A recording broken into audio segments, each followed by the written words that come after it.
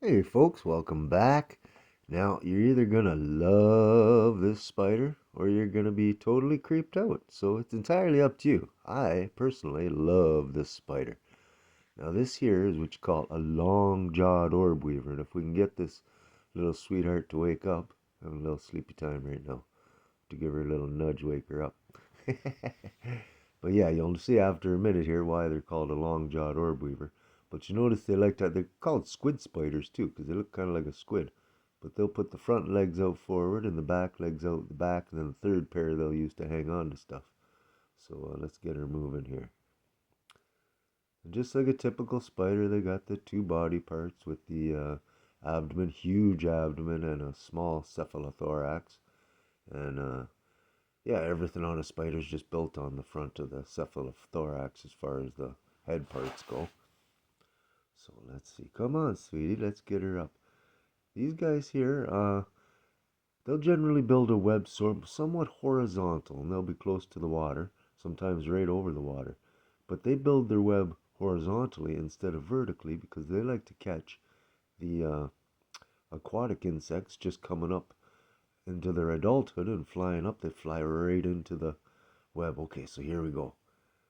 Check out these long-jawed orb weavers here. Watch these jaws. They stick way out. Look at them. Look at how far they stick out. Isn't that crazy? But yeah, they're a pretty cool insect. And these guys, they don't actually build a sperm web. They just build a sperm line beside the female's web, and then they'll pluck it a bit and get her to come over, and then they'll use their pedipalps, which they also use for eating, which is kind of gross.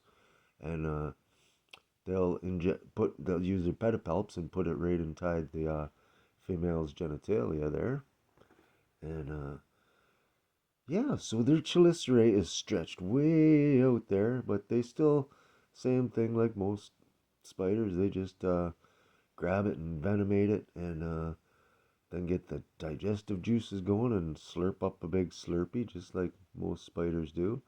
And you'll notice spiders have 8 legs as opposed to 6 legs on an insect. And they usually have 8 eyes. This one has 8 eyes in 2 rows, one on top of the other. And they're about a half-inch long usually in this area. I guess there's probably about 1,000 different types of long-jawed orb weavers. We only have about 20 in Canada. But look at those jaws. They just fascinate me. And you can see the pedipalps there that they use to help eat and to grab their sperm. Ew. And their webs are kind of lazy though. They don't build a really beautiful web. They only got like 15 or 20 strands, and they don't normally have a center in them at all. And okay, we'll see if we can get this one. This is a rare thing. They don't usually like to climb on you. They're one of those drop down escapers who like to drop down to the ground and then run away. But I think we'll get this one to come on our finger here. And they won't hurt a human. I'm sure they can bite you, but I don't think they really would. They'd rather drop down. But look at that. Look at the size of those legs. Kind of like a cellar spider legs, eh?